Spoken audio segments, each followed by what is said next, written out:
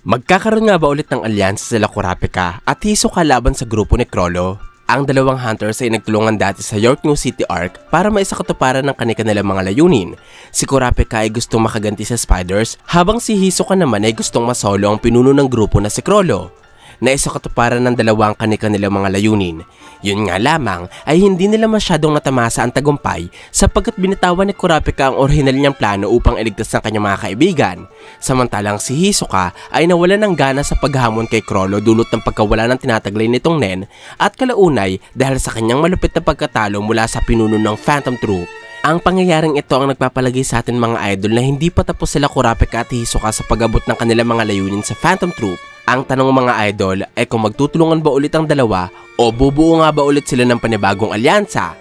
Ang kasagutan ko sa tanong na ito ay oo. Naniniwala ako na magkakampihan ulit ang dalawang hunter pero merong plot twist na mangyayari sa alyansang ito. Ipapaliwanag ko sa inyo ang plot twist na ito mamaya dahil iisa-isahin ko muna sa inyo ang rason ko kung paano ko nasabing magtutulungan ng dalawang hunters.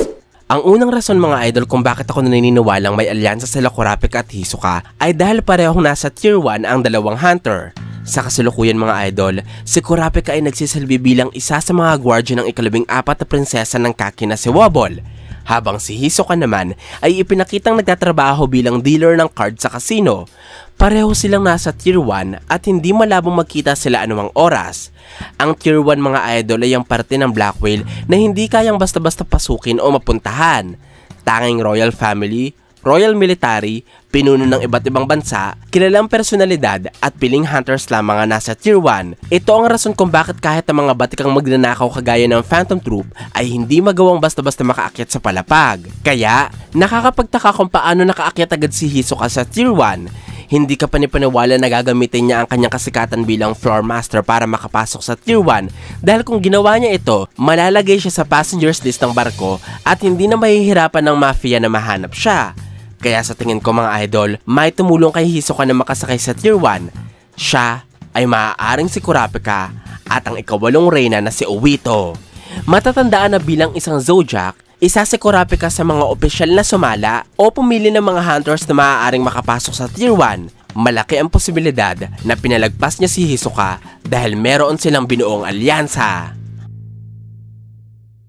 Ang pangalawang dahilan mga idol kung bakit ko nasabing magtutulungan muli sila Kurapika at Hisoka kontra sa grupo nila Chrollo ay dahil sa tingin ko, tinawagan ng ating bida si Hisoka para upahan ito. Hindi sa pag-ubos sa Phantom Troop, bagkos, tinawagan ni Kurapika ang hunter upang tulungan siya nitong mabawi ang mga pulang mata na kasalukuyang hawak ng ika-4 na prinsipe. Kung inyong maaalala sa chapter 350, tinipon ni Kurapika ang lahat ng mga hunters na kilala niya upang mag-apply bilang guardian ng mga prinsipe ng Kakin. Kailangan niya ng 5 kasama pero 4 lamang ang nahingian niya ng tulong kaya tumawag siya kay Killua upang tanungin ito kung may rekomenda ba. Dito ipinakilala ng batang assassin si Biscuit Kruger. Nakalaunay, inupahan ni Kurapika para sa kanyang misyon. Sa palagay ko mga idol, bago si Biscuit, may isa pang hunter na kilala si Kurapika at tinawagan niya para alokin ng misyon. Ang hunter na ito ay walang iba kundi si Hisoka. Nasabi ko ito sapagkat magkabat siyang dalawa sa 287th hunter exam at kung pinasama ni Kurapika si Hanzo, pwede ding inalok niya si Hisoka. Maaaring tinawagan ng ating bida ang hunter at sinabi niya dito ang misyon na kanilang gagawin pero pinaliwanag sa kanya ni Hisoka na hindi siya makakasama sa grupo ni Kurapika dahil meron siyang sariling misyon. Ito ang pagtapos sa lahat ng miyembro ng Phantom Troop. Sa usapang ito, maaaring ibinunyag ni Hisoka na nagawa na ni Chrollo maalis sa puso niya ang kadena ni Kurapika. Posible ding sinabi ng hunter na buo pa rin ang Phantom Troop at batid na lang lahat ang pagkakakilala ni Kurapika. At higit sa lahat, sinabi ni Hisoka na sasakay din sa Black Whale ang Phantom Troop dahil gusto nilang pagnakawan ng royal family. Mula sa revelasyong ito, napagtanto ni Kurapika na madadamay ang Hunter Association at Royal Family o ang dalawang organisasyon na pinaglilingkuran niya dahil sa Phantom Troop. At sa kasamaang palad, wala siyang magagawa para pigilan ang grupo dahil nga nakakulong siya sa responsibilidad ng pagprotekta kanila Wobble. Dulot nito, tinulungan ni Kurapika si Hisoka na makasakay sa barko, makapasok sa tier 1 at maitago ang kanyang pagkakakilanlan para ang hunter na ang tumarabaho sa grupo ng mga magnanakaw. Ang pangatlong rason kung bakit ko nasabing may alyansa na sila Kurapika at Hisoka ay dahil sa paniniwala ni Chrollo na nasa tier 1 na si Hisoka at nakikipagtulungan na ito sa mga prinsipe ng Kakin. Huwag natin kakalimutan mga idol na si Chrollo ay tumama sa kanyang hula na nasa unang palapag ang kalabang hunter, kaya hindi malabong mangyari na tama din siya sa kanyang suspetsya na mayroong prinsipe na tumulong kay Hisoka. Ang prinsipe ngang ito ay walang iba kundi ang grupo nila Prinsesa Wobble, Reyna Obito at Kurapika. Maaaring ang kaalaman ni Kurapika sa sigalot ni Hisoka at Spiders ang rason kung bakit kahit sinabi na ng ating bida na mararamdaman niya kapag naalis na ni Chrollo ang kadena, hindi ipinakita sa kwento na nalaman niya ito o naramdaman. Ang maaaring rason nito ay dahil gustong ibulgar ng istorya na natuklasan na niya ito noon pa. Pero pinaliwanag sa kanya ni Hisoka na siya ang tumulong kay Chrollo para maalis sa puso nito ang kadena, kaya hiningi ni Hisoka kay Kurapika ang responsibilidad ng pagpapatigil ng tuluyan sa puso ng pinuno.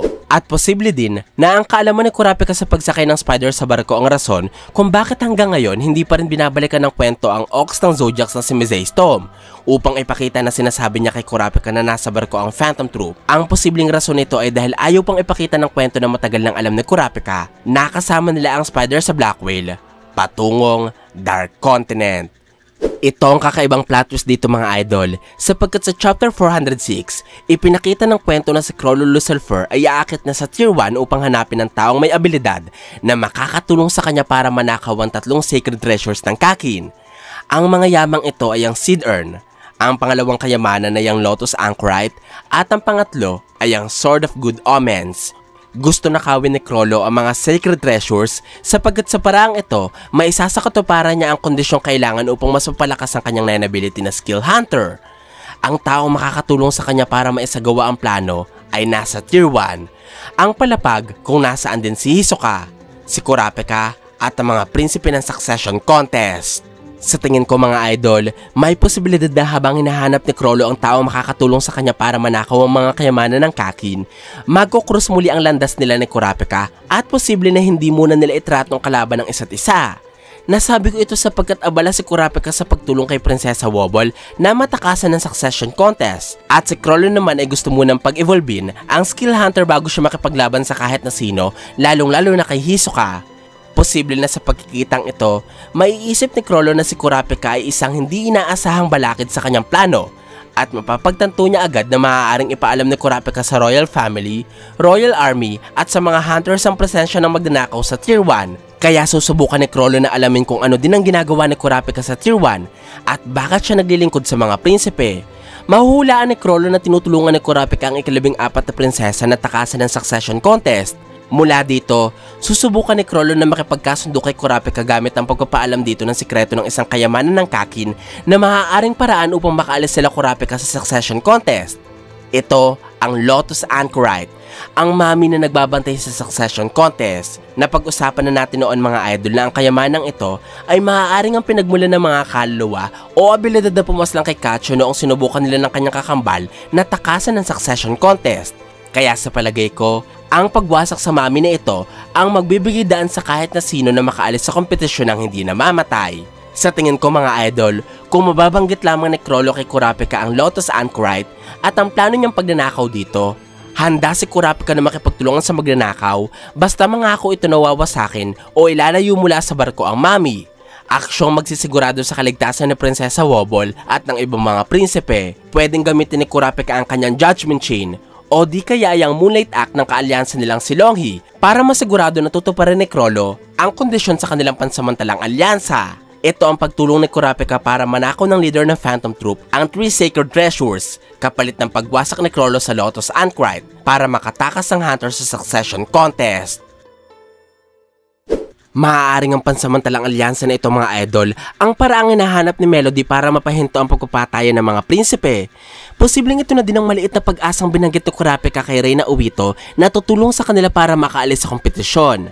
At ang alyansa nila Chrollo at Kurapika ang maaaring tumulong sa dalawa na malaman kung ano nga ba ang tunay na kwento sa mga pulang mata. Kung inyong matatandaan mga idol, na ipaliwanag ko sa inyo noon na si Chernich ang tunay na salarin sa kamatayan ng kurta sa mga kamay ng Phantom Troop. Siya ang pinagbibigyan nila Mr. Restart ng videotape ng mga batang pinapaslang sa Meteor City at siya din ang humingi ng pulang mata sa elders ng syudad. Kaya gumawa ang mga matatanda ng sulat na kunwari ay iniwan ng mga kurta para targetin nila Chrollo at Phantom Troop ang tribo ni Kurapika. Medyo magiging mahaba ang video na ito mga idol kung isasama ko pa ang teoryang ito, kaya papaliwanag ko na lamang sa next video ang tungkol sa mga pulang mata. Pero gusto ko lamang ipunto na ang pagkadiskubre sa katotohanan tungkol sa mga pulang mata ang maaaring magbigay kay Kurapika at Chrollo ng kaisipan na pareho lamang silang biktima ng iisang tao. Siya ay walang iba kundi ang walang yang si Chernich. Obserbahan nyo mga idol kung paano isinusulat ni Togashi ang mga pangyayari sa Succession Contest arc. Una, ipinakita niya na nasa ika-4 na prinsipe ang mga pulang mata.